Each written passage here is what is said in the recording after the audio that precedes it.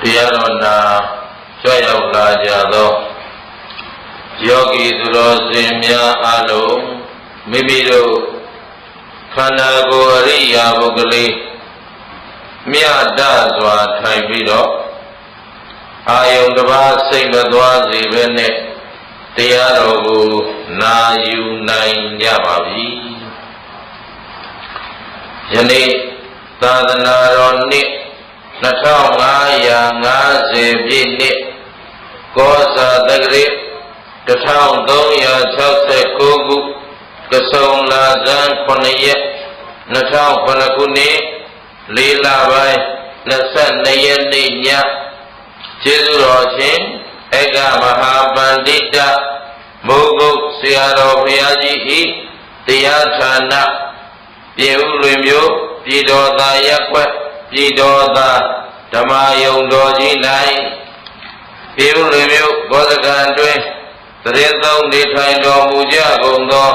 ဘုရားမှုရှိသောသံဃာတော်ရှင်သူမြတ်အပေါင်းတို့အားဥထိပ်ပန်ဆင်လျက်မြို့မိမြို့ဖလူကြီးမင်းများအားအမှုထား၍ဓမ္မဒါနကုသိုလ်ရှင်များဖြစ်ကြသောဓမ္မ121ပြည်တော်သာ3လမ်းပြည်ဦးလွင်မြို့နေကွယ်တော်ပြီးဖြစ်ကြသောကျေးဇူးရှင်ဖခင်ကြီးဦးချစ်ဖဲနှင့်ညီလေးမောင်သိမ့်မြင့်တို့အားရည်စူး၍ကျေးဇူးရှင်မိခင်ကြီးဒေါ်သောင်းရှိ၏အသက်89နှစ်မြောက်မွေးနေ့မင်္ဂလာအထိမ်းအမှတ်ဖြင့်မိခင်ကြီးအားကျေးဇူးဆက်သောအားဖြင့်အကိုကြီးကိုမြင့်အောင်မထေမိသားစုတို့နှင့်မန္တလေးမြို့အမှတ်22 86 89လမ်း14လမ်းအောင်မြေသာဇံမြို့နယ်နေကိုဇော်ခေါ်စိန်မြင့်မဖြူသမီးမသိမ့်သိမ့်သားမောင်နေဇော်ထက်မောင်နေလင်းထက်ညီညီမကိုဝင်းလူမခင်စမ်းမြင့်မိသားစုတို့မှပြုလုပ်သောဓမ္မပူဇနိယအခါကာလ၌တရားတော်နာကြွရောက်တော်မူလာကြကုန်သောယောဂီသူတော်စင်များအားလုံးစိတ်ချမ်းသာခြင်းကိုယ်ကျမ်းမာခြင်းပြည့်စုံစွာနဲ့ဦးဇင်းတို့ဟောပြောပြသမယ့်သစ္စာတရားများကိုနားလည်နာနိုင်ကြပါစေနားတဲ့အတိုင်းလည်းသိကြပါစေသိတဲ့အတိုင်းလည်းဒီဘဝဒီခန္ဓာမစွန့်ကြခင်တန်ត្រာဒုက္ခလက်ဆသိမ့်နိုင်သောပုဂ္ဂိုလ်သူပုဂ္ဂိုလ်များဖြစ်ကြပါစေလို့ရှိဥစွာမေတ္တာပို့သပေးလိုက်ပါနော်သစ္စာတရားတော်တို့ကိုဟောကြားရာ၌အနန္တဂုဏ်အင်းကျေးဇူးရှင်များဖြစ်ကြသောဘုရားယရဏတရားယရဏသံဃာယရဏယရဏတော်မြတ်သုံးပါးတို့နှင့်တကွအမိဖဆရာသခင်ကျေးဇူးရှင်ပေါင်းတို့အားပူဇော်ကျေးဇူးဆက်သောအဖြစ်၎င်းဥသိမ်းမျက်မှောက်သို့ယနေ့တရားနာကြွရောက်လာကြသောတန်ត្រာဤဆွေတော်မျိုးတော်အပေါင်းတို့အားကျေးဇူးဆက်သောအနေနဲ့ဟောကြားသွားမှာဖြစ်ပါလေအလုံးသောသူတော်ကောင်းအပေါင်းတို့လည်းမမေ့မလျော့မပေါ့ဆသောတတိတရား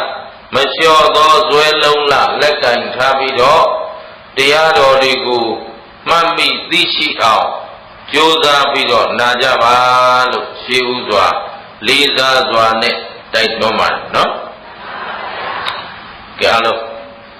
တရားသိတဲ့ဘဝနဲ့မသိတဲ့ဘဝဘယ်ဟာတန်ဖိုးရှိတရားသိတဲ့ဘဝနော်ဘာကြောင့်တန်ဖိုးရှိတာလဲပြန်သုံးသပ်ကြည့်ရင်တရားမသိတဲ့လူတွေမှာဘာဖြစ်တယ်လဲမေးရင်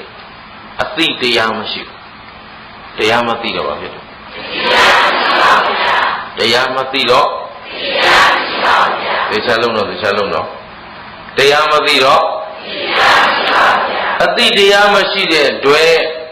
လောကမှာသူအပြစ်ကင်းအောင်နေနိုင်မှာအသိတရားမရှိတော့ဘာဖြစ်လဲအပြစ်ကင်းအောင်မနေနိုင်တော့အပြစ်မကင်းတော့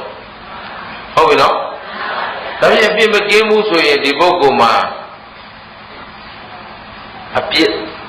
ကြံ သိမှလားမသိဘူးအပြစ်မကင်းရင်အပြစ်ကင်းအောင်မနေနိုင်ရင်အပြစ်သိရအပြစ်ကင်းအောင်မနေနိုင်ရင်အပြစ်သိရလူလောကမှာနေတော့လူကောင်လူလောကလူစည်းကလူဥပဒေဆိုတာမရှိဘူးလားရှိပါရဲ့နိုင်ငံတော်ထဲမှာနေရင်သူ့နိုင်ငံနဲ့သူလိုက်ထွက်တဲ့စည်းကဥပဒေတွေမရှိဘူးလားရှိပါရဲ့ဒီဥပဒေကိုချိုးပေါက်ရင်အပြစ်သိမလားမသိဘူးလားအဲ့တော့တရားမသိရင်အသိတရားမရှိအသိတရားမရှိရင်တရားနဲ့လျော်အောင်မနေတတ်ဘူးဒီလိုမှတ်ထားဗါတယ်လေအသိတရားမရှိတော့ဘာဖြစ်လဲတရားနဲ့လျော်အောင်မနေတတ်ဘူးတရားနဲ့လျော်အောင်မနေတတ်တော့အပြစ်သိနေဘာဖြစ်လဲတရားနဲ့လျော်အောင်မနေတတ်တော့အပြစ်သိပြီဆိုမှတော့ချမ်းသာမလားဆင်းရဲမလားအဲ့ဒါတရားမသိခြင်းရဲ့အပြစ်တရားသိမယ်ဆိုရင်တော့ပြောင်းပြန်ယူလိုက်ပေါ့တရားသိရင်အတိတရားရှိတယ်တရားသိရင်ဟုတ်ပါအတိတရားရှိတော့တရားနဲ့လျော်အောင်နေတယ်ဘာဖြစ်လဲဟုတ်ပြီတရားနဲ့လျော်အောင်နေတဲ့ရဲ့ဘာကင်းမလဲအပြစ်ကင်းမယ်ဘာဖြစ်မယ်ဒါဖြင့်အပြစ်ကင်းတဲ့လူကဘာဖြစ်မလဲချမ်းသာတာပေါ့အပြစ်ကင်းတော့ဘာဖြစ်လဲကပရိယပြောခဲ့သလိုသီလလုံခြုံအောင်နေတဲ့ပုဂ္ဂိုလ်ဟာသီလအတွက်နဲ့သူ့မှာစိုးရိမ်ကြောင်းကြပြာပါဒဖြစ်เสียရှိသလားသီလလုံခြုံနေတဲ့လူအတွက်သူ့မှာကြောက်เสียရွံ့เสียရောရှိလားအရေးကြီးတယ်နော်ကိုကသီလလုံခြုံထားတဲ့အတွက်ဘာကိုမှကြောက်เสียရှင်းသလားတရားသိတော့အတိတရားရှိတယ်ပြန်ပြောကြည့်ပါဒါဖြင့်အတိတရားရှိတော့တရားနဲ့လျော်စွာနေတတ်တယ်ကာယကံဝစီကံမနောကံတွေပြောတိုင်းဆိုတိုင်းမှာဘာနဲ့လျော်အောင်ပြောမလဲ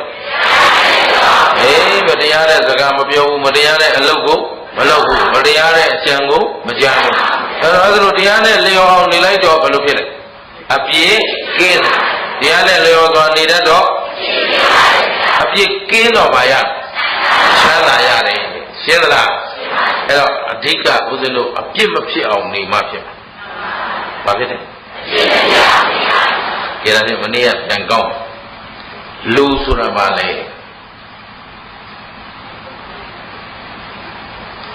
ကဲလူဘဝဟာတန်ဖိုးရှိမရှိလူတိုင်းတန်ဖိုးရှိသလားရှိပါဗျာမြတ်စွာဘုရားရှင်ရဲ့တရားတော်တွေဟာအဲ့ဒါတွေသိတန်ဖိုးရှိတယ်ဆိုတာဘုရားဟာဦးဇင်းတို့တော်ကောင်းတို့သိတဲ့သိအပ်တဲ့တရားတွေကိုလမ်းညွန်ပေးခဲ့သောကြောင့်ဘုရားလို့ခေါ်တာဟုတ်အဲ့တော့လူမနုဿတ္တဘာဝဒုံလဘောလူဘဝဟာဘာဖြစ်လဲရခဲ့တယ်ဘာလို့ရခဲ့တာလဲဒါဘုရားကသုံးသပ်ထားတာရှိတယ်အဲ့တော့လူဆိုတာပထမလူကိုအရင်ရှင်းပြလူဆိုတာတစ်ဆင်ခြင်တုံတရားရှိရဘာရှိရအကောင်းဆိုးကိုဆင်ခြင်တတ်ရအကြောင်းအကျိုးကိုအမှားအမှန်ကိုတိရစ္ဆာန်တွေလိုကမှုရှုတို့လုပ်လို့ရမလားပြီးပြီးရောလုပ်လို့ရမလားသူကိုယ်ဘဝလေးကိုအသုံးမချတတ်ရင်အသုံးမချရင်တန်ဖိုးမရှိဘူးလေဒီသုံးလုံးလေးကိုမိတ်ခြင်းကိုယ်ဘဝကိုအသုံးမချတတ်ရင်အသုံးမချရင်တန်ဖိုးမရှိတော့ဘူးဆိုတော့လူဘဝတန်ဖိုးရှိတဲ့ထဲပါသေးလားဒါကိုပကုံးနှစ်ဖက်ကြားကခေါင်းပေါက်တိုင်းလူဖြစ်ပြီလို့ပြောလို့ရှင်းသလားအဲဒီတော့လူဆိုတာနော်တိဘာရှိရစင်ကျင်တုံတရားရှိရအကောင်းဆိုးကိုသိပြီးတော့အကောင်းကိုရွေးချယ်ပြီးလုပ်တတ်ရအဆိုးကိုပယ်စွန့်နိုင်တဲ့တတိရှိရရှင်းသလားကောင်းပြီတိဘာရှိရနိကိုချင်းစာစိတ်ရှိရနှစ်ကပါလေကိုချင်းစာတတ်တာဘာခေါ်လူတိရစ္ဆာန်မှာကိုချင်းစာစိတ်ရှိနိုင်ငယ်ညင်းနိုင်ရာစာအဲ့ဒါပါတိရစ္ဆာန်လူလိုကိုချင်းစာစိတ်တိရစ္ဆာန်မှာမရှိဘူးရှင်းတော့အနှစ်လူဆိုရင်ပါရှိရဒီက နှစ်ကသုံးကကရုဏာတရားရှိရသုံးကပါလေကရုဏာဆိုတာဆင်းရဲသူနှိမ့်ကြသူနွမ်းပါသူငတ်မော့ခေါင်းပါသူမိမိထက်နှိမ့်ကြနေတဲ့ပုဂ္ဂိုလ်တွေကိုကဲတင်လို့တဲ့စိတ်ဟာကရုဏာရှင်းလားနှိမ့်ကြသူကိုကဲတင်လို့တာမေတ္တာနဲ့မတူဘူးနော်မေတ္တာဆိုတာကတော့ကောင်းသောဆိုးသောသတ္တဝါအလုံးကိုချမ်းသာစေခြင်းတာချမ်းသာစေခြင်းတာပါလေမေတ္တာအခုကရုဏာကြတော့ကိုယ်တည်းအသိပညာနှိမ့်ကြတဲ့ပုဂ္ဂိုလ်ကိုအသိပညာတွေရစေခြင်းတယ်ရအောင်ရွတ်ဆောင်ပြီးအဲ့ဒါကရုဏာငတ်ဖို့ခေါင်းပါနေတဲ့ပုဂ္ဂိုလ်တွေကိုစားနာရိက္ခာဝေငှအဲ့ဒါပါလေဆင်းရဲဒုက္ခရောက်နေတဲ့လူတွေကိုကဲတင်တယ်အဲ့ဒါပါလေ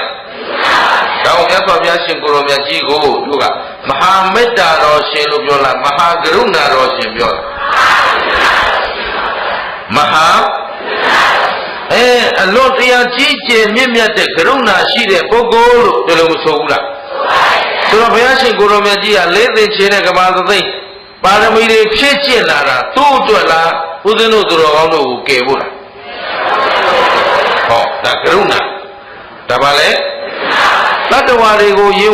င်ဝယ်သားခဲ့သို့တနာသဖြင့်တတ္တဝါတွေကိုကယ်တင်နိုင်ဖို့အတွက်သူအသက်အသွေးအသားအယိုးတွေလှူပြီးတော့မလုပ်ခဲ့အောင်လားအဲ့ဒါဘယ်အားကြောင့်လဲမေးရင်ကရုဏာအားကယ်တင်လို့တဲ့ဆန္ဒလဲနေသူကိုအားငယ်သူကိုရေတဲကလူအဲ့ဒါကရုဏာတွေပဲရှင်းသလားအဲ့တော့ရထဲရွာတဲ့မိသားစုနဲ့ကိုယ်ပတ်ဝန်းကျင်မှာကိုယ်ထက်အသိဉာဏ်နှိမ့်ကြတဲ့ပုဂ္ဂိုလ်ကိုတွေ့ရင်နားလေခွင့်လွတ်ပြီးတော့အသိဉာဏ်မြင့်မအောင်ကဲတင်ရရှင်းသလားစားရသောက်စရာမရှိတဲ့လူဆင်းရဲနွမ်းပါးသူတွေ့ရင်မလို့အကူကြီးပေးရမယ်ဝေငှရရှင်းတယ်နော်ခိုးတခါတဲ့ဂုံပငါကနာမမောပြီးမန္တကြီးထိုးပြီးသိန်း460အကုန်ခံပြီးအကျိုးမရှိတဲ့အလူတွေလူမာနဲ့စာရင်ဟုတ်ပြီနော်မန္တကြီးတွေထိုးပြီးလူတာကမစားနိုင်တဲ့လူတွေခေါ်ကြွေးတာလားစားနိုင်တဲ့လူခေါ်ကြွေးတာလားဘူးမှကျေးဇူးမတင်ဘူးရှင်းပြောရှင်းသလား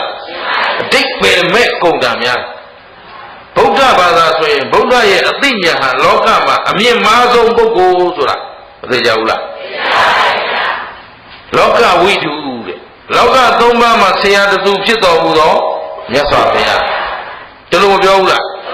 ဒါပေမဲ့သုတ္တဝကတွေလုံနေတလွဲကြီးပဲရှင်းလားတခြားဘာသာကြားတွေလုံတလောက်တောင်ခင်ဗျားတို့အဓိပ္ပာယ်ရှိတဲ့အလုပ်မလုပ်နိုင်ဘူးဘုမမိဘမဲ့ကလေးများကြောင့်ဆွမ်းနာမကကူညီရေးနော်မတန်မဆွမ်းသူကူညီရေးသူများဘာသာကပဲလုပ်တာဗုဒ္ဓဘာသာမရှိပါဘူးဟိုခရစ်ယာန်ဘုန်းကြီးတွေဦးဇင်းတို့ရန်ကုန်ရောက်တော့ချက်ပရီသွားတက်တဲ့ကမင်းလိုက်မလားလိုက်မဘဲတော့ဟိုကိုပြက်နေတဲ့အထက်အနာကြီးယောဂတဲ့တွေသွားပြီးဆူတောင်းပွဲလုပ်မလို့တွန့်သွားတယ်။မဟာကရုဏာတော်ရှင်တွေဆိုတွန့်သွားတယ်နော်။ဘယ်လိုလုပ်မှလဲလိုက်ခဲ့ပေါ်ပါသိချင်လိုက်မယ်လိုက်ချပါ။ဟောရတော့ဘာလို့လဲဒီခရစ်ယာန်ဘုန်းကြီးတွေဝင်လာတာနဲ့ဟိုကနူရာယောဂတဲ့တွေဝမ်းပါတယ်ဟာလာကြလာတယ်ကျမ်းပါပါစီကျမ်းပါပါစီဘုရားသခင်ကျေးဇူးတော်ကြောင့်ဆိုပြီးတခါတည်းဖက်လက်တကယ်နှုတ်ဆက်တယ်ရကြည့်တွန့်နော်ဘုမဆရာဝန်တွေနဲ့ဆွေးနွေးကြည့်တော့ဒီလိုဖွဲ့စည်းတွေလာပြီးအားပေးရင်သူတို့မှယောဂတဝက်လောက်တက်တာပါစိတ်တိုက်တာတဲ့ဘူးကောင်းဘုရားဘာသာဘုန်းကြီးတွေမလုပ်နိုင်ဘူးရှင်းတော့ပါလား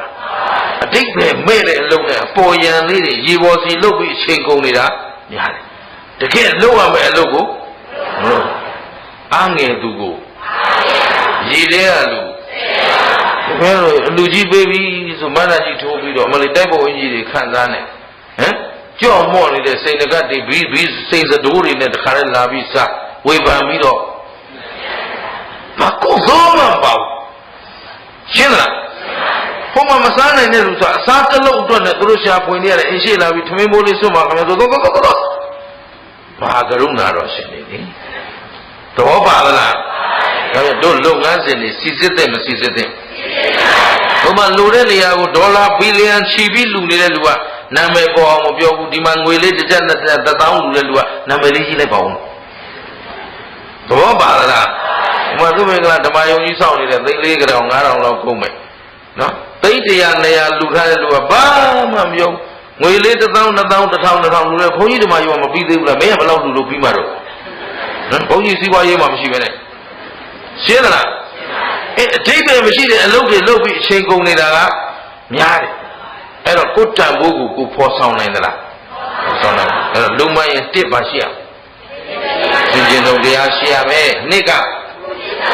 ကိုချင်းသိရေးကြည့်တယ်ဒါကိုချင်းစာစိတ်သုံး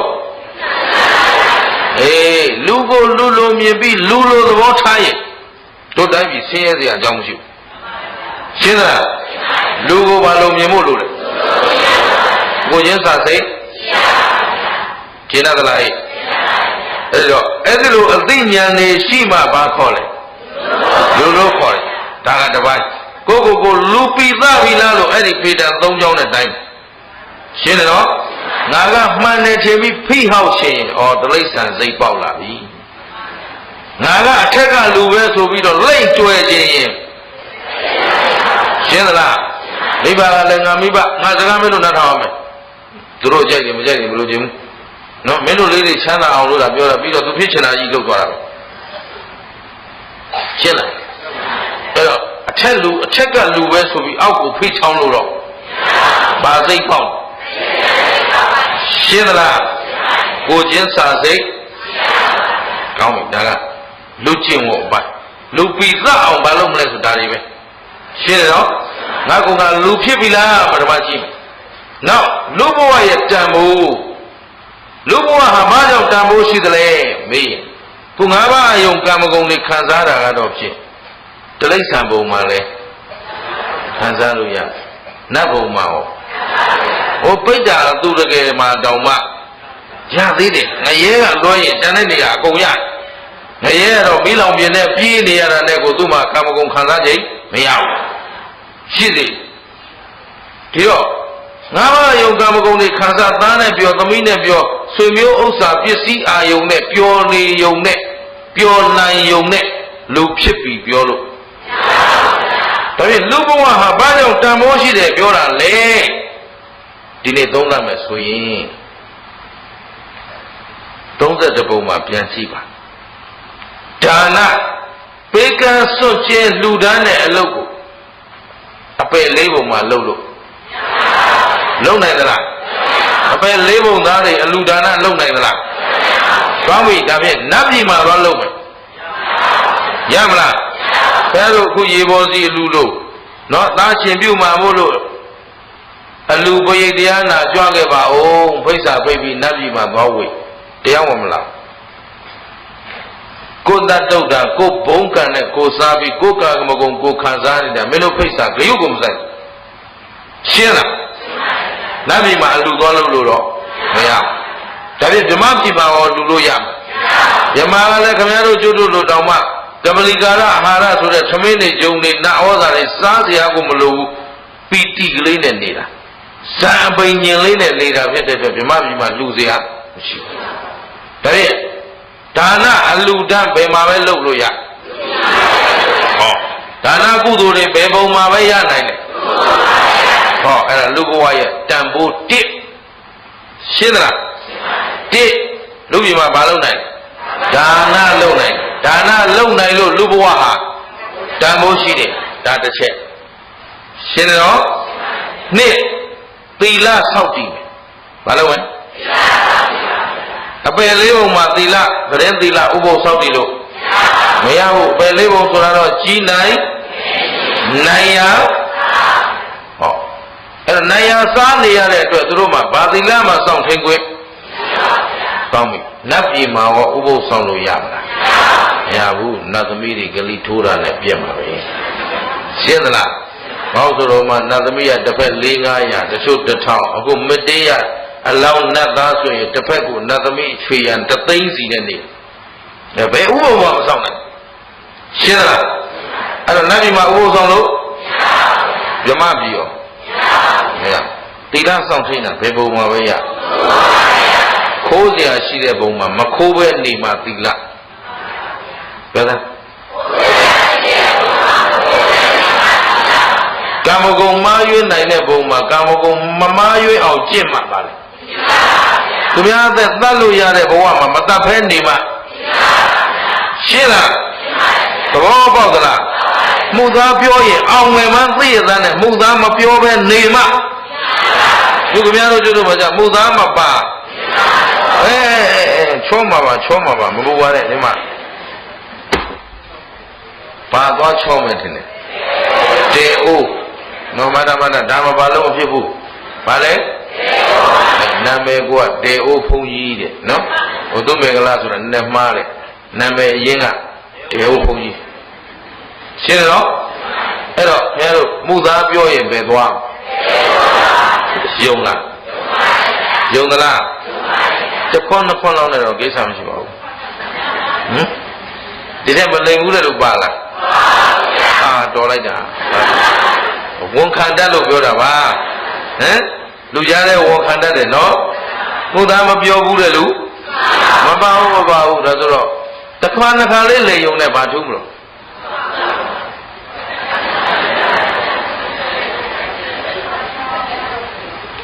မှုသားပြောရင်အောင်မယ်မှသိတယ်ခဲလို့ပြောထားတယ်မှုသားမပါဟောချောမှာပါဘယ်သွားချောအေးသူများအသက်သတ်တဲ့လူဟာလေဒီဘဝသူများအသက်သတ်တာသေသည်ချမ်းမဲ့နိုင်ငရဲသွားရဒေဟုတ်သွားဟုတ်ပြီနော်ဒေဟုတ်ကလွတ်လာရင်လည်းဖြစ်ရဘဝမှာအသက်တူမယ်အနာရောဂါများမယ်ရန်သူပေါ်မယ်နှိမ့်ဆက်ညှဉ်းပန်းတဲ့လူနဲ့ကြုံရရှင်းလားဒီတော့မူသာတခွန်းနဲ့ဆိုပြီးတော့မပေါ့နဲ့မာလိကမိဖုရားကြီးကြည့်အောင်တို့ဘုရားလက်ထက်ကကောသလမင်းကြီးရဲ့အချစ်တော်မာလိကမိဖုရားကြီးကြားဘူးလားအဲ့ဒီမိဖုရားကြီးကဉာဏ်ပညာသိထက်တဲ့ဘုရားပေါ်မှာလည်းသိကြည်ညိုတယ်ဘုရားစကားလည်းနားထောင်တယ်အဲ့တော့သူတသက်တာလုံးမှာသူအမှားတစ်ခုပဲလုပ်ခဲ့အဲ့ဒါပါလေဘုရင်ကြီးကောသလမင်းကြီးကိုတစ်ချိန်လိန်ခဲ့ဘယ်နှချိန်လိန်ရသက်လုံးဘယ်နှချိန်လိန်တစ်ခါလည်းလိန်အဲ့တော့အာသတိတဒါနဆိုတာဘုရားတဆူမှာတစ်ချိန်ပဲလူလို့ရတယ်အကြီးကျယ်ဆုံးတော့လိုလေသေးမရှိဘယ်ပစ္စည်းတော့ဒီအလူမှာမပါဘူးလို့ပြောလို့မရအောင်ကိုပြည့်စုံတဲ့အလူမျိုးကိုလည်းသူကိုယ်တိုင်ဥစည်းပြီးတော့လူခဲ့ဒါပေမဲ့ဒါနကောင်းမှုတွေများစွာမလုပ်ဘူးလားဘုရားရှင်နဲ့လည်းအမြဲတမ်းထိတွေ့ပြီးဘုရားအဆုံးမှနာယူတယ်ကုသိုလ်ကောင်းမှုတွေလုပ်ပြီးနေတယ်ဒါပေမဲ့တစ်သက်လုံးမှာသူဘာပဲလုပ်ဘူးလေ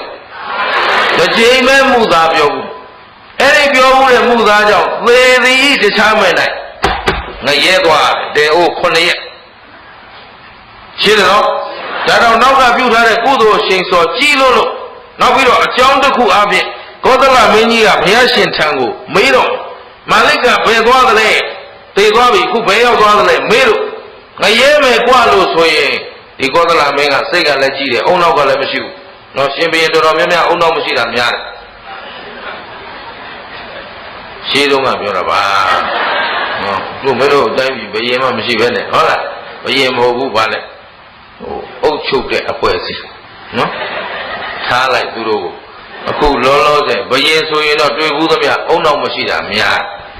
အဲ့တော့ကောသလမင်းကအုံနောက်မရှိတော့မင်းမိဖုရားဒေအိုးမယ်လို့ပြောရင်ဟာရှင်ပြသာသနာအလကားပဲဆိုတွေ့သမျှကရုံးအကုန်သတ်ရင်ပြဿနာပဲသဘောပါလားအဲ့တော့အဲ့ဒါလေးရရှိတော့သာသနာစောင့်ရှောက်ရအောင်ပါဆိုတဲ့တကြောင်ကလည်းကြံနေတယ်သူလှုပ်ထားတဲ့ကုသိုလ်ရှင်ဆိုတာလည်းများတဲ့အတွက်ငရဲမှာဘယ်နှရက်ဒါတော့လူသက်နဲ့မို့လို့ငရဲသက်နဲ့ဆိုရင်ငရဲကလေလူပြည်က3ဂရီနဲ့6တန်းနှစ်ပေါင်း3ဂရီနဲ့6တန်းမှာငရဲမှာတရက်ရှင်းလားသွားရဲသလားတတိရှိလုံးကြည့်လိုက်တယ်နော်ငရဲကြည့်ရင်ငရဲလေးနိုင်တယ်ဆိုတဲ့လူတွေချိန်ရွေးသွားပါခုမှုသားဘယ်နှခွန်းလဲတို့ဘယ်နှခါပြောပြီးပြီလဲပြန်ကိုပြန်ရမှာမဟုတ်ရှင်းလားယုံသလား ပေါ်ပေါ်လိမ့်မမှတ်နဲ့လူပေါင်းလူလောကမှာတောင်ဖိုးတွက်တိလိန်ရင်လိန်တဲ့အပြစ်မရှိဘူးလားတတ်ရင်တတ်တဲ့အပြစ်မရှိဘူးလားထောင်တန်းကြတန်ငွေဆောင်ရမရှိဘူးလားလူပေါင်းလူစည်းကမ်းမှာတောင်ဒီတိုင်းရှိရင်တန်လျာစည်းကမ်းလိုက်ရှင်းသလားဟဲ့ပေါ်ပေါ်မတွက်နဲ့ဒါလူသားအားလုံးနဲ့ဆိုင်တဲ့ကိစ္စတတ္တဝါအားလုံးနဲ့ဆိုင်တဲ့ကိစ္စအဲ့တော့သူသက်တရဲ့သေသည်တခြားမဲ့ပဲရောက်ငရဲရောက်မဲ့သေချာပေါ့ပဲငရဲကလွတ်လာတယ်ဖြစ်ရဘဝမှာအသက်တိုးရမယ်ကိုယ်လက်အင်္ဂါမပြည့်မစုံဖြစ်ရတချို့ခြေလက်အင်္ဂါတွေရွက်ဆောင်းမွေးလာတာတွေမရှိဘူးလားတို့အသေးချင်းဆက်အမွာတို့ရင်ချင်းဆက်အမွာတို့နှလုံးချင်းဆက်ဟိုတလောကနှလုံးတစ်ခုတည်းပါလာတယ်လူနှစ်ယောက်အမွာဘူးမရှိဘူးလားရောက်ကလေးကရဲ့ဆေးပညာလောကခွဲစိတ်ကုသပြီးမှမွေးယူရတယ်အဲ့ဒါပါလို့ဆိုသူများအသက်တတ်တဲ့ကံတွေရဲ့အကျိုးဆက်လူစင်မမီဘူးရှင်းလားအခုသူများဥစ္စာခိုးမယ်သေသည်ဤတခြားမဲ့နိုင်ငရဲပဲငရဲကလွတ်လာရင်ဖြစ်ရဘဝမှာဥစ္စာမမြဲဘူးရှာလို့ခွေလို့မရဘူးပစ္စည်းဥစ္စာနဲ့ပတ်သက်ရင်ဘယ်သူမှအယုံကြည်ခြင်းမခံရဘူးရှင်းလားသူများသားမယားစော်ကားရင်တော့သေသည်တခြားမဲ့နိုင်ပါလေငရဲယောက်ျားကစော်ကားရင်မိန်းမဖြစ်ရဟောချက်ချင်းမိန်းမဘဝရောက်တော့သိမြန်တယ်အဲ့ဒီအပြစ်ကရှင်းတယ်နော်ပြီးတော့ဘယ်တော့မှကိုယ်သားသမီးသစ္စာရှိတဲ့ဇနီးသားမယားမရတော့ရှင်းလားလုတ်တင်သလားဒီအပြစ်မျိုးကျူးလွန်ရဲသလားမသိလို့ခင်ဗျားတို့လုပ်နေတာတရားမသိတော့မမေ့နဲ့အမလေးဒီနေ့ဒါပြောနေတာတရားမသိတော့အသိတရားမရှိဘူးအသိတရားမရှိတော့တရားနဲ့လျော်မနေတတ်ဘူးအဲ့ဒါဆိုဘာဖြစ်မလဲ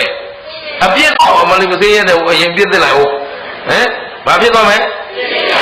အပြစ်သိတယ်အပြစ်သိတော့ဘာဖြစ်မလဲအခုလောလောဆယ်ခံစားနေရတဲ့ဒုက္ခတွေကအလိုလိုဖြစ်လာတာလားအပြစ်သိလာကြလို့ဒီလောလောဆယ်ငတ်မို့ခေါင်းမအစင်မပြေတာလေးအတွက်နဲ့မခံနိုင်လို့အကုသို့ထပ်လို့မယ်ဆိုရင်ဒီတဲ့အဲ့ဒါပဲလဲမလားဒါပဲကြည့်ရှင်းသလားဒီတဘောကသီလာကလေးလုံလိုက်မယ်ဆိုရင်အဲ့ဒီလုံကြုံတဲ့အကျိုးဟာရမလားမရဘူးလူဘဝမှာကောင်းချင်ရင်လည်းရတယ်ဆိုးချင်လည်းရကြိုက်တဲ့လမ်းရွေးဘသူမပြု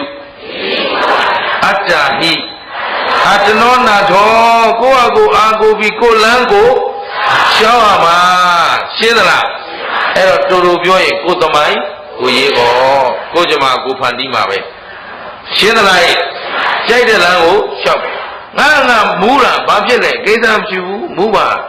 နော်မတော့မစားပါနဲ့လုပ်ငန်းတော့တောက်စားစားလူမင်းသားအမလီဟုတ်ပါအပေမင်းသားတို့ကသိကြပြီလားရှင်းတယ်နော်သူရမေရယကတောက်စားမူးရသေးရင်လည်းဒီဘဝအမှုဖြစ်ရဘဝမှာအယူ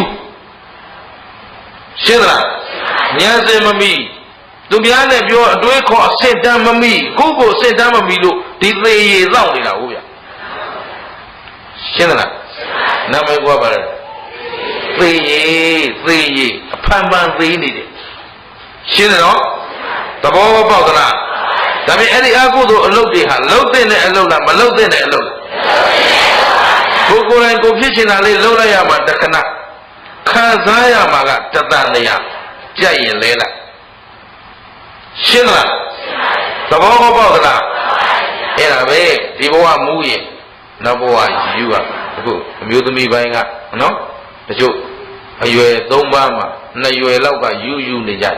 များသောအားဖြင့်ရှိဘူးလားအဲ့ဒါသူရမေတ္တာရဲ့ကံရဲ့အပြစ်တချို့တရားနာတယ်တရားကိုကောင်းကောင်းသဘောမပေါက်သူများသိသလားမသိသူများမြင်သလားအိမ်မှာလည်းရှိတယ်လက်မမြင်တဲ့လူတွေထုံထိုင်းနေမရှိဘူးလားအဲ့ဒါသူရမေတ္တာရဲ့ကံရဲ့အကျိုးဆက်ဘဝများစွာတန်တရားမှာတို့ကိုဒုက္ခပေးတော့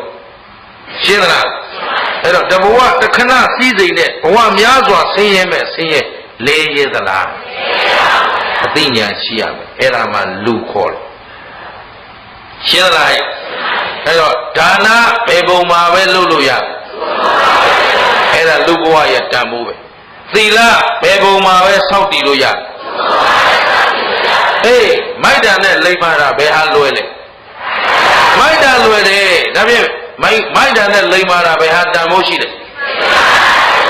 တန်ဖိုးရှိတဲ့အလုပ်ဟာဘယ်ဟာမှလွယ်နဲ့ရှင်းရသလားလွယ်မရတဲ့အလုပ်ကိုလုပ်နိုင်မှတန်ဖိုးရှိတဲ့လူกว่าရှင်းရသလားအဲ့ဒါသဘောမပေါက်တော့မိုက်တာတော့အလွယ်လေးပေါ့ဗျဆန်းတာမှမဝင်နဲ့ရှင်းသလားသူတော်တို့ဦးဇင်းတို့သာသနာပေါင်းတချို့ပြောကြအာရှင်မြတ်ဘုန်းကြီးဝဲရတာမလွယ်ဘူးဟေ့ဒီမလွယ်လို့ဘုန်းကြီးဖြစ်တာတော့ပါသလားအဲ့ဒါကိုသူတို့မကောင်းရင်ပါတော့ကျောင်းကားလေးသမီးလေးလိမ္မာရင်အိမ်ထားသလားကျောင်းထားတာလိမ္မာရင်သေချာစဉ်းစားဦးလိမ္မာရင်ပဲထားလို့ဟုတ်ပြီမရင်ဩဒီတဲ့ဘုန်းကြီးတွေမကောင်းဘူးလို့သိတယ်ပို့ထားတာကွာမကောင်းတာလေးကြီးပို့တာဟာဒုက္ခသဘောပါလားအဲ့ဒါဖြင့်ဒီသာသနာမှာဘုံမဲ့ကံမဲ့တွေနေလို့မရဘုံရှိကံရှိမှရှင်းတယ်နော်အဲ့ဒီမှာပါလေသာသနာအလုပ်ဆိုတာအရေးချင်းမရှိတဲ့လူမလုပ်နိုင်ဘူးစွမ်းမရှိတဲ့လူမလုပ်နိုင်ဘူးအရေးချင်းရှိမှတန်ဖိုးရှိမှရှင်းတယ်နော်အဲ့တော့သာသနာအလုပ်ဆိုတာမကောင်းတဲ့လုပ်လားကောင်းတဲ့လုပ်လားသူတတ္တဝါအများကိုနှိမ့်ဆက်တဲ့လုပ်လားကဲကျင်တဲ့လုပ်တန်ဖိုးခြင်းတခြားစီရှင်းသလားရက်ွက်လူကြီးလုပ်ရတာလွယ်ပါတယ်ဘုန်းကြီးလုပ်ရတာတော့ရှင်းသလားသဘောမပေါက်သလားဒါနသီလနောက်ဆုံးကဘာဝနာနောက်ဆုံးကဘာလဲအဲ့တန်ဖိုးရှိတဲ့လူဆိုတာလွယ်အဲ့တော့ခုကာမအယုံကာမဂုဏ်နဲ့သားရသမီးရေးစီးပွားရေးပြိုင်တာခင်ဗျားတို့ဘယ်တော့မှပြိုင်လားကိုသားသမီးကိုချစ်ခင်နှစ်သက်ပြီးအတူနေရတာနဲ့ဆွန့်လွတ်ရတာဘယ်ဟာခက်တယ်အတူနေရတာနဲ့ဆွန့်လွတ်ရတာဘယ်ဟာချမ်းသာဩသာဓုတို့ဘယ်ဆွန့်လိုက်မလို့များအတူနေရတာချမ်းသာတယ်ပြောတာပေါ့တယောက်တည်းနေတော့ချမ်းသာသလားဆင်းရဲလား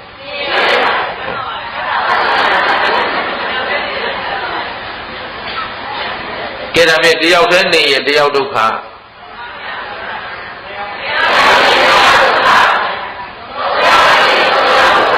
တစုတည်းနေတော့ဆွေမျိုးများလေမိသားစုများလေ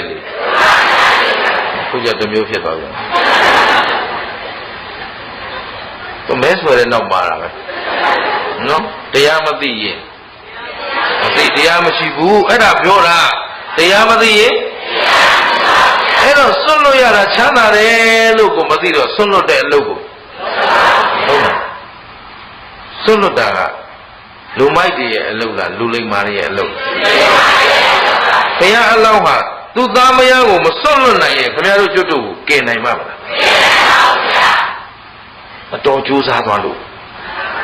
ရှင်းသလားကိုသီလဆောက်တည်တယ်ငါးပါးအယုံကံမဂုဏ်တွေကိုမစွန့်လွတ်နိုင်မဲနဲ့စောက်တည်လို့ဒါပြင်တန်ဖိုးမရှိတဲ့လူတွေအလုပ်လားတန်ဖိုးရှိတဲ့လူတွေအလုပ်ပေါ်မထင်နဲ့တော့တန်ဖိုးရှိတဲ့အရာဟာဘယ်ဟာမှလွယ်နဲ့လွယ်တာလေးလိုက်လို့တယ်ယုံနဲ့လူပိသပဲပြောလို့တော့မရသေးပါဘူးခုလည်းခင်ဗျားတို့သားသမီးကိုသားသမီးကိုပစ္စည်းဥစ္စာမရှိဘူးလားခွေးမကြီးရအောင်ခွေးသားသမီးလေးတွေခင်ဗျားတို့လည်းကိုသားသမီးသူများထိကြိုက်စော်ကားတာဖမ်းမှုမကြိုက်ဘူးကက်ကက်လာအောင်ရန်တွေ့ပလိုက်ဘိုးခွေးမကြီးရလည်းဘာမှမကြိုက်နဲ့လေခွေးသားသမီးလေးတွေသွားကြိုက်ဘာလို့မဟုတ်သတိထားတော့အဲ့ဒါခွေးသုံးမကြီးရှိတယ်ဟုတ်ကဲ့လားအဲ့ဒီဘက်လည်းလူသုံးမကြီးရှိတယ်ရှင်းသလားသဘောမပေါက်သလားအဲ့ဒါလူပိသလာတာလားဘာစိတ်ပေါက်လူဖြစ်ဖို့လွယ်သလားအဲ့ဒါကိုပြောတာဘုရားကမနုဿတ္တဘာဝဒုလဘောခင်ဗျားတို့ပကုံးနှစ်ပေါက်ကြားခေါင်းပေါက်တိုင်းလူလို့မထင်နဲ့ဟုတ်လူရုပ်ကလေးတွေဖြစ်နေတာ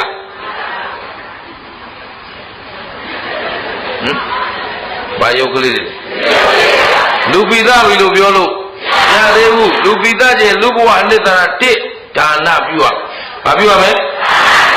ကိုရထားတဲ့စိတ်ဥစ္စာကိုဝေငှနိုင်ရမယ်စွန့်ကျဲနိုင်ရမယ်ပေးကမ်းနိုင်ရမယ်လှူဒန်းနိုင်ရမယ်အဲ့ဒါမှလူရှင်းသလားနောက်သီလကိုကျင့်သီလကိုလုံခြုံအောင်စောင့်ထိန်ရမယ်အဲ့ဒါလွယ်တဲ့လုပ်လားခက်တဲ့လုပ်လားခက်တဲ့လုပ်ဆိုတာတန်ဖိုးမရှိတဲ့လူလုပ်တာတန်ဖိုးရှိတဲ့လူလုပ်တာ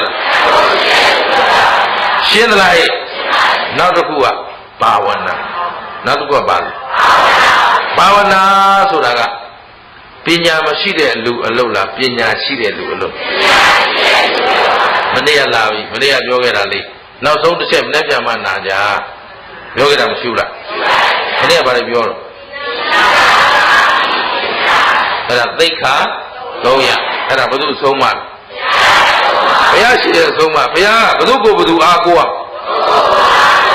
ဘုဘအားကိုးဆိုတော့မင်းတို့ဒီအကျင့်တွေကျင့်ကြกว่าတဲ့အကျင့်300ပြောခဲ့သီလသမာဓိပညာပြန်ပြောသီလသမာဓိပညာရှင်းတယ်နော်အခုလည်းလူပိသဘုတို့ဘာလို့ဒါနာသီလဘာဝနာပြန်ပြောမနေ့ပြောခဲ့ပြီလေကိုယ်စိတ်ရဲ့ဥစ္စာကိုကိုယ်အိမ်ထဲကြစ်ပါအောင်ထုတ်သိမ်းတာဘာတမိုးရှိတယ်အသုံးမကြပါဘူးရှင်းသလားဒီတည်းကမီးလောင်ရင်ပိုက်ပြေးရမှာပို့သေးတယ်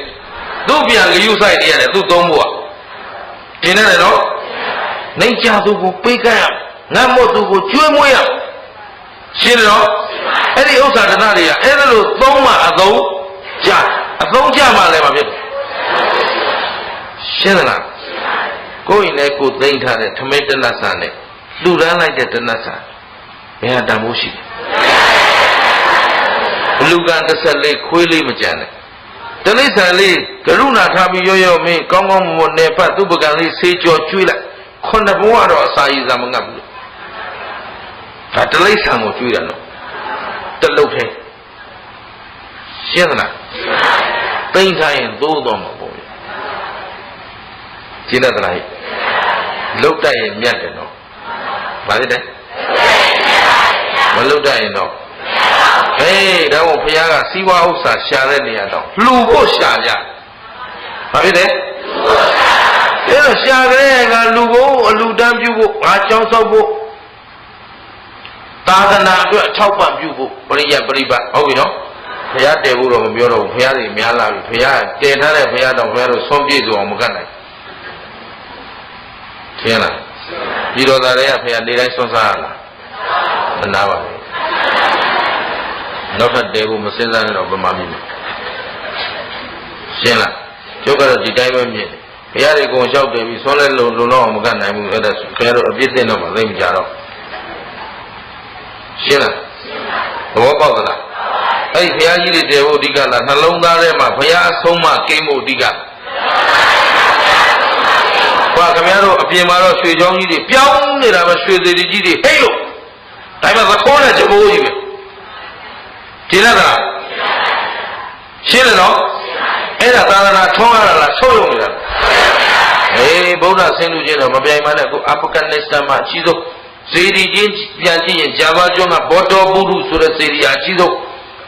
ရှင်းတယ်နော်အဲ့လောက်ကြီးကြီးတည်ထားတော့ဘာကျေးဇူးများတော့ဘာမှကျေးဇူးမများဘူးမြေလေးတာဖတ်တယ်ရှင်းလားသဘောပေါက်လားဒီချာစဉ်းစားသူ့မေကလားသာသနာပြုနေတာလားသာသနာဖြတ်နေတာလားဆိုတာအဓိကပါလေအဆုံးမအဓိကပါလေဘုရားအဆုံးမဝမ်းနဲ့ကိန်းရမယ်တရားမြင်မှဘုရားမြင်တယ်အခုချိန်នេះခင်ဗျားတို့ဘုရားမမြင်သေးဘူးရှင်းလားအော်ဟုတ်တယ်ဒီအကုသိုလ်လုပ်ရင်ဒီအပြစ်တွေဖြစ်မှာတော်ပြီငါတို့မလုပ်ဘူးဟောတရားကိုသိလာတဲ့အခါဘုရားကျေးဇူးကိုသိလာကျေးဇူးသိမှကျေးဇူးရှိလာတာတန်ဖိုးသိမှငါတို့ဗုဒ္ဓဘာသာဝင်အစ်စ်ဖြစ်ကြလားလို့ကိုယ့်ကိုမေးအောင်လက်မ6မိနစ်နဲ့အောင်ရှင်းလားသူများတွေကြတော့တခြားဘာသာကိုယ်ကမလေးသူတို့မိစ္ဆာဒိဋ္ဌိတွေတယ်ဘယ်သူတို့မိစ္ဆာဒိဋ္ဌိဒါပေမဲ့သူတို့မိစ္ဆာဒိဋ္ဌိကတခုလေးခဲတို့မိစ္ဆာဒိဋ္ဌိကပေရင်သုံးပုံလည်းလက်မလို့အင်္ဂဝိဇ္ဇာကျမ်းလည်းလက်မလို့ဘူးဟုတ်ပြီနော်38မိနစ်အပြင်38မိနစ်အတွင်း38မိနစ်လည်းလက်မလို့ ခုတကယ်တော့ဒါမေမျိုးဆိုတာရှမ်းရိုးမကြီးကိုဗျဒါပေမဲ့မန္တလေးတိုင်းနဲ့ထည့်ထားတဲ့ခါကျတော့သူက38မိနစ်နဲ့ဆိုင်တယ်ဟိုဘက်က9မြို့ရှင်နဲ့လည်းဆိုင်တယ်ဘွက်ကိုပေါင်းတယ်အဲ့တော့တရုတ်နယ်စပ်ကကားတွေကလည်းဒီလမ်းကဖြတ်သွားတော့အန်ကုန်းနဲ့ကွမ်းရင်လည်းဆိုင်တယ်ရှင်းတယ်နော်ဒါလည်းလားဆိုမကသေးဘူးကျတို့ရောင်းဝယ်လုပ်ခဲ့တော့ကယူရီးယားဆိုင်ကယ်တွေကိုဗမာပြည်ဖြတ်ပြီးတရုတ်ပြည်သွားသွင်းတာဆိုတော့ယူရီးယားပစ္စည်းတွေဒီကနေဖြတ်တာဖြစ်တဲ့အတွက်ကျေးစာနီလို့လည်းပါတယ်ရှင်းလားသဘောပါသလားအဲ့တော့အကုန်လုံးဆိုင်နေတာခင်ဗျားတို့ကဘုရားအပြောက်ရှင်းနော်ဒါပေမဲ့ဟိုကမိစ္ဆာဒိဋ္ဌိအသေးစားခင်ဗျသူကခရစ်ဆိုခရစ်တစ်ခုတည်းရဲ့အလားဆိုအလားတစ်ခုတည်းရဲ့ဗြဟ္မဏဆိုဗြဟ္မဏတစ်ခုတည်းရဲ့ကိုခင်ဗျားတို့ကဘွက်ကိုအဲ့တော့ဒါမိစ္ဆာဒိဋ္ဌိအကြီးစားတယ်ရှင်းလားတခြားဘာသာတရားကိုဟောရရင်တခွန်းနဲ့ကျွတ်တယ်ခင်ဗျားတို့10ခွန်းဟောလို့လည်းမကျွတ်ကျင်းရတယ်နော်သဘောပေါက်သလားပြီးတော့တခြားသောပုဂ္ဂိုလ်တွေကမိစ္ဆာဒိဋ္ဌိအယူလို့သာပြောတာသူတို့ကိုသူတို့အားကိုးတဲ့စိတ်အပြည့်ရှိအခုခင်ဗျားတို့ဗမာဗုဒ္ဓဘာသာတော့ဘုရားတိုင်းသွားပြီးကဲဆိုင်ဖို့တော့ရှိတယ်ဆူတောင်းမပြည့်တဲ့ဇီတီသွားလားဆူတောင်းပြည့်တဲ့ဇီတီသွားလားဟောဘုရားချင်းတောင်မှနာမည်ပြောင်းထားရင်မျက်နှာငယ်လိုက်တာဆူတောင်းပြည့်မြတ်စွာဘုရားဆိုမှအုံနဲ့အဋိဋ္ဌံအောင်တို့ဟမ်သဘောပါလားဘုရားကြောင့်ဒိဋ္ဌံအောင်လားကိုယ့်ကိုလှုပ်လို့ဒိဋ္ဌံအောင်လားဘယ်သူမပြုကဲဘုရားဆွမ်းတော်ကရင်ဆွမ်းတော်ကျေးဇူးမရောက်လားဆွမ်းလူရင်ဆွမ်းကြိုးရတယ်အသက်ရှင်ခြင်းစဉ်းစားခြင်းခွန်အားကြီးခြင်းဉာဏ်ပညာကြီးခြင်းချမ်းသာကြီးခြင်းဆိုတာဒီမရဘူးလားအဲ့ဒါဘုရားပေးတာလားဘာလို့ရကိုလူတဲ့ဆွမ်းကြောင့်ကိုရတာအဲ့ဒါသဘောပေါက်ဘုရားခင်ဗျားတို့ဆုလည်းမပေးဘူးဓာတ်လည်းမပေးဘူးဘုရားဘုသူတန်ခတ်ဖို့တကယ်တော့တန်ခတ်ရင်ဒီမှာပြီးတော့သာဘုရားနဲ့အစဉ်ပြေးနေပြီအဲဒါတရားကွက်လုံးထုထောင်းပလိုက်ပါငါတပါးလုံးရှိနေတာဆွမ်းလာမကဘူးတဲတော့ပင့်တော့ကပင့်ထားပြီကျင်းသလားပွဲလေးလမ်းလေးရှိမှဖုံးခါပေါ်ရဒါတောင်ပိုးမြင်မကုန်ဘူးရှင်းလားသဘောပေါက်သလားကိုချိုရင်ချင်းကိုကြည်သမ်းပါသူတကာလက်ညှိုးထိုးနေမဲ့စားဘသူပြစ်ဘသူရှာဒါဖြင့်အစင့်တန်းအနှိမ့်ဆုံးကဘာသာတွေပြောစအစင့်တန်းနှိမ့်ဆုံးကဘာသာတွေလဲမာနဝိဇ္ဇာမဟုတ်ဘူးကိုယ့်ကိုပြင်ရမယ့်အချိန်ရောက်နေပြီရှင်းလားဘသူကိုဘသူစစ်ဆေးရမှာရှင်းတယ်နော်အဲ့တော့ဒီတိုင်းသာနေကြရင်ငါတို့သာသနာကွယ်တော့မှာအချိန်မီပညာရှင်းသလားအခုတရားပွဲလုပ်ရတာလွယ်သလားတရားတစ်ပွဲဖြစ်ဖို့မလွယ်ဘူးသာသနာထွန်းကားတဲ့ကာလအခုတချို့ဆရာတော်ကြီးတွေဦးဇင်းတို့ပြောတာရှိမင်းတရားပွဲလည်းနားဦးမနားဘူးလေဝါတွင်ရောဝါဘရောရှိသေးလားတဲ့မင်းဟာအဲ့တော့ဥဒုမင်္ဂလာကလည်းဆက်ဆက်တိပခံမှာပဲလူကြီးစကားဆိုရင်နော်တရားကိုဟွာတယ်လွယ်ဟောရမယ်လို့ဘုရားပြောခဲ့တာတပည့်တော်မတွေ့ဘူးရှင်းလားတရားပဲချိန်နာအချိန်တိုင်းနာနိုင်မှာသာသနာထုံးကားခဲ့တဲ့အိန္ဒိယနဲ့သီဟိုအိန္ဒိယမှာဘုရားပွင့်ပြီး2,900သီဟိုမှာ2,900နှစ်1000အဲ့ဒီနှစ်1000သက်တမ်းမှာညနေဆောင်ရင်မြို့လူထုဟာမိမိတို့နီးစပ်